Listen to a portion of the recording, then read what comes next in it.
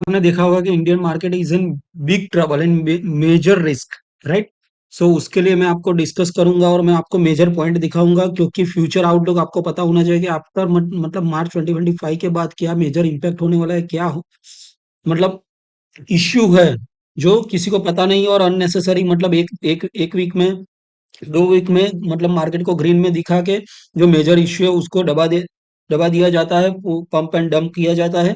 वो सब हो रहा है। मार्केट अगर आप देखोगे तो लास्ट वीक में 5% बढ़ा है, और उसकी वजह से जो नेगेटिव न्यूज चल रही थी, सो सारे नेगेटिव पॉइंट थे, वो सब अभी मतलब दबा दिया जा रहा है। और मतलब रिटेल का जो निवेशक है, रिटेल निवेशक आफ्टर 2020 जिन्होंने इन्वेस्ट किया है, उनका मतलब मेजर मनी डाउन हो चुका है ऑलरेडी। और वो मतलब अभी बीच में थोड़ा ये मार्केट को उठा के और इन्वेस्ट करवा के उनको काफी ट्रबल में डालने वाला है ये सब लोग। जो बड़े इन्वेस्टर है ये सबको फंसा रहा है थोड़ी, मतलब मार्केट को तेजी करके जो रियल पॉइंट है, रियल पेन है, वो सब अभी दबा दे रहे हैं, और मार्केट को फिर से ये लोग क्रैश कर देंगे और काफी डाउन ले जा रहे हैं। और ये मेजर पॉइंट जो अभी है उसको दबा दे रहे हैं। उसीलिए मैं आपको बता रहा हूँ कि मेजर अभी मतलब प्रॉब्लम्स क्या है इंडियन इकोनॉमी में, और जो जिसकी वजह से इंडियन मार्केट आगे भी डाउन जा सकता है। मैं अभी आपको 23 मार्च के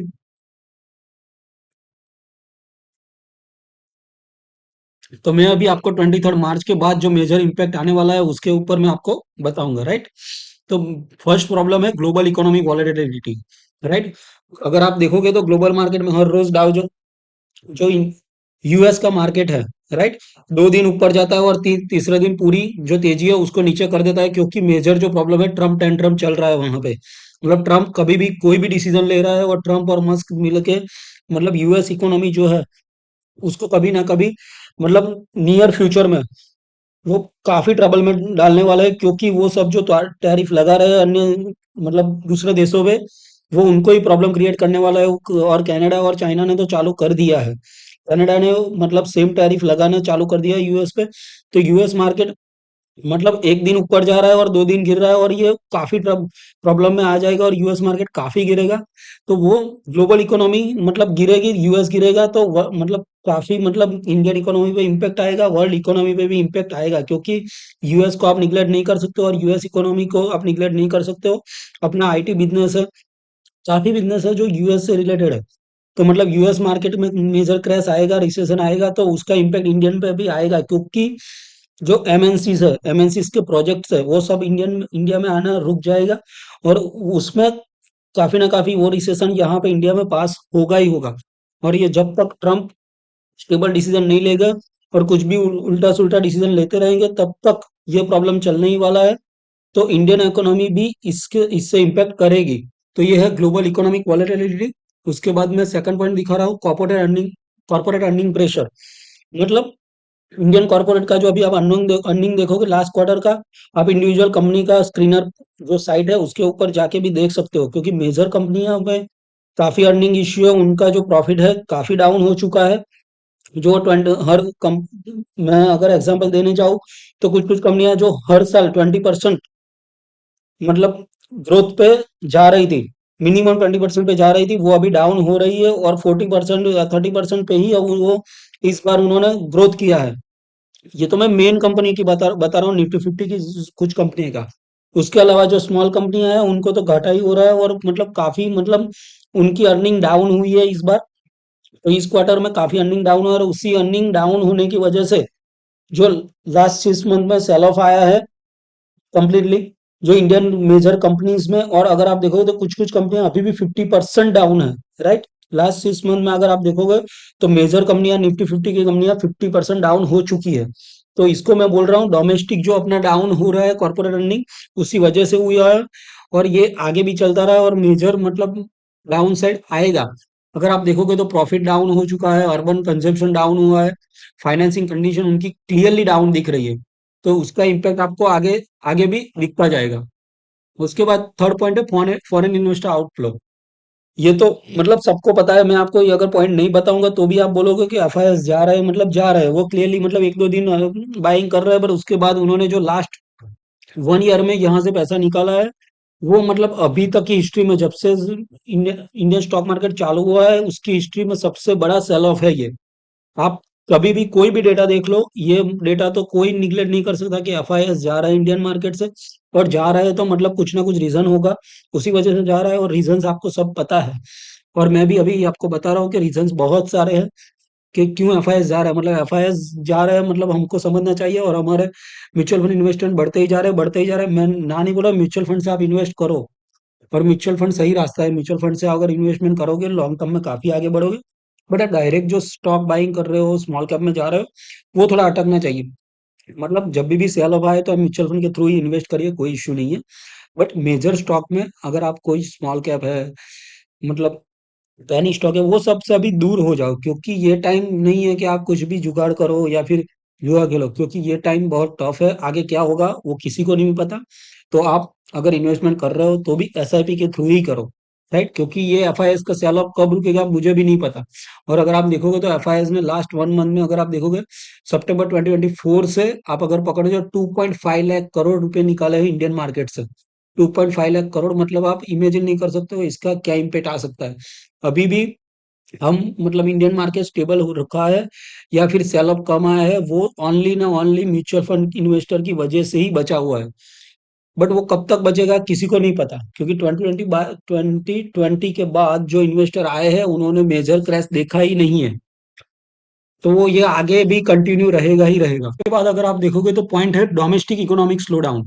ये आप सबको पता है, क्योंकि जीडीपी अब अपना डाउन हो चुका है ऑलरेडी, और जो मतलब आरबीआई अभी प्रिडिक्शन कर रहा है वो भी डाउन करते जा रहा है, क्योंकि उन्होंने जो सोचा था उसमें भी अभी प्रिडिक्शन नहीं, उन्होंने डाउन मतलब कम करना चालू कर दिया है। वो क्लियरली दिखा रहा है कि वो सब भी डेटा वो सब दबा रहे हैं, क्योंकि उन्होंने जो जीडीपी का उनका प्रेडिक्शन था वो क्लियरली, वो लोग पहले जो उन्होंने सोचा था 8%, 7.5%, उससे भी उन्होंने डाउन, मतलब प्रिडिक्शन ही कम करने का चालू कर दिया, क्योंकि उनको भी पता है कि जीडीपी स्लो डाउन हो रहा है। इलेक्शन रिलेटेड डिले, अगर आपको पता है तो कहीं जगह पे इलेक्शन को डिले ही करते जा रहे हैं ये लोग।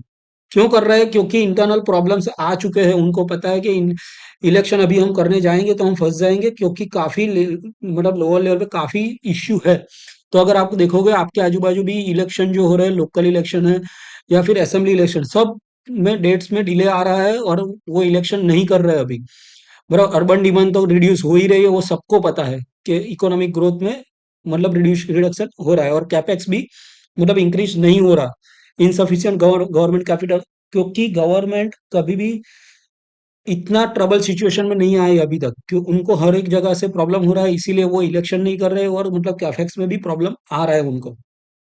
उसके बाद अगर देखोगे इन्फ्लेशन एंड मॉनेटरी पॉलिसी, मतलब गवर्नमेंट को पता है कि जो इन्फ्लेशन है, राइट, वो अब 5% चला चला गया है, बराबर।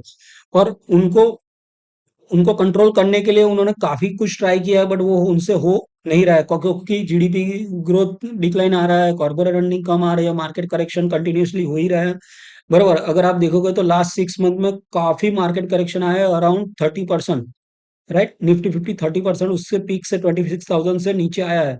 मतलब ये तो आपको लिख रहा है, मतलब दिख रहा है सिर्फ निफ्टी फिफ्टी में। बट अगर आप पोर्टफोलियो देखोगे तो सबके पोर्टफोलियो अराउंड 50% डाउन हो चुके हैं, 50%।